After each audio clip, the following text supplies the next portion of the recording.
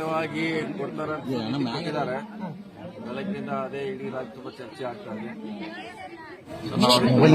ನಾವು ಕೂಡ ಕೊಡಬಹುದು, ಕೊಟ್ರೆ ಏನ್ ಮಾಡ್ಬೇಕಂತ ನಮ್ಮ ಮುಂದಿರೋದು ಕಾನೂನು ಹೋರಾಟ.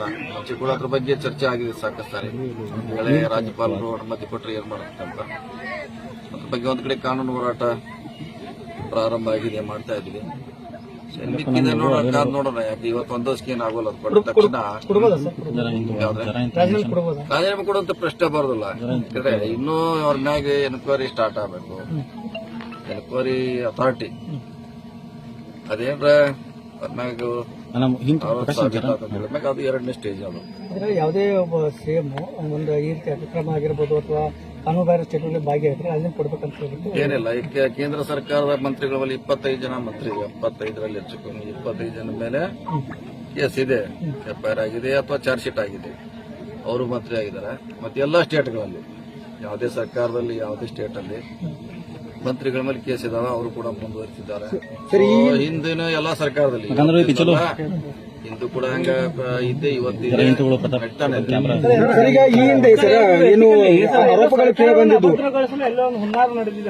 ಆದಂತ ಈಗಾಗಲೇ ಸಾಕಷ್ಟು ಆರೋಪ ಆಗಿದ್ರೆ ಅದ್ರ ಬಗ್ಗೆ, ರಾಜ್ಯಪಾಲರ ಬಗ್ಗೆ ಈಗಾಗಲೇ ಸಾಕಷ್ಟು ಆರೋಪ ಕೇಳಿ ಬಂದಿದೆ, ಮಾಡ್ತಿದ್ದಾರೆ.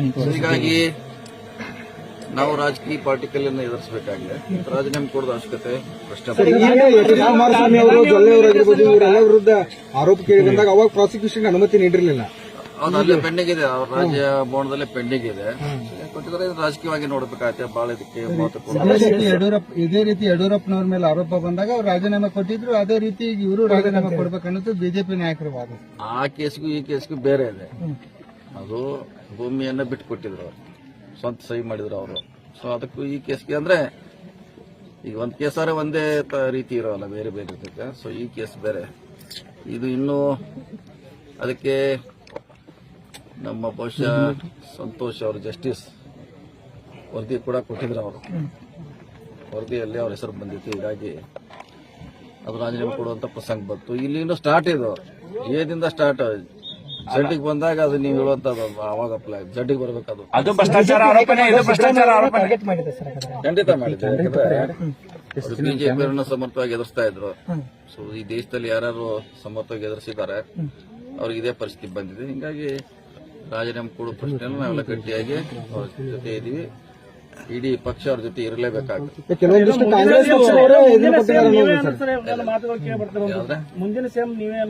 ಇಲ್ಲೆಲ್ಲ ಪ್ರಶ್ನೆ ಇಲ್ಲ, ಸಿದ್ದರಾಮಯ್ಯ ಅವರ ಇದ್ದಾಗ ಅದು ಪ್ರಶ್ನೆ ಬರೋದಿಲ್ಲ. ಈಗೆಲ್ಲ ಮತ್ತೆ 2 ಸೀಟ್ ಇರ್ತಾರೆ ಅವ್ರಿಗೆ, ಒಂದು ಸೀಟ್ ಸಿದ್ದರಾಮಯ್ಯ ಅವರು ಇರ್ತಾರೆ. ಪ್ರಶ್ನೆ ಬರೋದಿಲ್ಲ, ಬೇರೆಯವರು ಯಾರು ಆಗೋ ಪ್ರಶ್ನೆ ಇಲ್ಲ. ಪಾರ್ಟಿ ಹಿನ್ನಡೆ ಆಗ್ಬಹುದಾ? ಇಲ್ಲ, ಏನು ಹಿನ್ನಡೆ ಆಗೋಲ್ಲ, ಏನು ಹಿನ್ನಡೆ ಆಗೋಲ್ಲ. ಅಲ್ಲ, ಮುಜುಗರ ಆಗ್ಬಹುದಾ ಸರ್ ಸರ್ಕಾರಕ್ಕೆ? ಬಿಜೆಪಿ ಅವರು ಕಾಂಗ್ರೆಸ್ ಮುಕ್ತ ಭಾರತ ಮಾಡತಾರೆ. ಕೇಜ್ರಿವಾಲ್ ಆಯ್ತು, ಈಗ ಸಿದ್ದರಾಮಯ್ಯ ಅದರದೊಂದು ಭಾಗನ ಇದು. ಭಾಗವಾಗ ಖಂಡಿತವಾಗಿ ಅದ್ರ ಭಾಗನ. ಅದಕ್ಕಾಗಿ ನಾವು ರಾಜಕೀಯವಾಗಿ ಎದುರಿಸಬೇಕು. ಈಗ ತಕ್ಷಣ ಪರ್ಮಿಷನ್ ಕೊಟ್ಟರತ್ ನಾವೇನು ರಾಜೀನಾಮೆ ಕೊಡೋದು ಅವಶ್ಯಕತೆ ಇಲ್ಲ. ಕಾನೂನು ಹೋರಾಟ ಆಗಲಿ, ಅದು ಸಾಬೀತಾಗಿ ಮುಂದೆ. ಸಂಪೂರ್ಣವರೆಲ್ಲರೂ ಮತ್ತೆ ಶಾಸಕರು ಸಿಎಂ ಬೆಂಬಲಕ್ಕೆ ಇದ್ದಾರೆ ಸರ್. ಯಾಕಂದ್ರೆ ಒಳಗಡೆ ಸಾಕಷ್ಟು ಅಸಮಾಧಾನ ಇದೆ ಅನ್ನೋ ಭಿನ್ನಾಭಿಪ್ರಾಯ ಇದೆ ಅನ್ನೋ ಮಾತು. ಆ ವಿಷಯ ಬಂದಾಗ ಜಗಳಾಟ ಬೇರೆ. ಈಗೂ ಪಕ್ಷ ಒಬ್ಬ ನಮ್ಮ ಲೀಡರ್ ಕಷ್ಟದಲ್ಲಿದ್ದಾಗ ಅದೆಲ್ಲ ಸ್ವಾಭಾವಿಕ ಇದ್ದೇ ಇರ್ತೀವಿ. ಸರ್, ರಾಜ್ಯಪಾಲರ ನಡೆ ವಿರುದ್ಧ ರಾಜ್ಯದಲ್ಲಿ ಪ್ರತಿಭಟನೆ ನಡೀತಾ ಇದ್ದಾವೆ. ನಡೀತದೆ, ಈಗಾಗಲೇ ಮುಂಚೆನೂ ಮಾಡಿದ್ದಾರೆ, ಈಗ ನಡೀತದ, ಮುಂದೂ ಕೂಡ ಹಂಗೆ ಜಾರಿಯಲ್ಲಿ ಇರ್ತದೆ.